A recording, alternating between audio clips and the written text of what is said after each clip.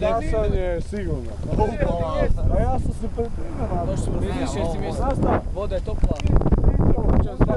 I to su te dečki koji se kupaju u Dunavu. U kojem mjestu? U trećem mjestu. Skoro četvrti. Još 2 dana pa je četvrti, ali voda je... I ko je jedini Vukovarac ovdje? Evo ga. Bez naočala. Ti se baciš jedan za to. Žera! Za žeru! Ušao u vodu, žera. Evo uđi. Daj, nemoj. Skini bar malo, Ja vidim čaro. Nema jebati, idemo svi ti još isto. Došli u Vukovar. Si normalno, pa dobijem mu, ja imam bronhitis da dobijem upal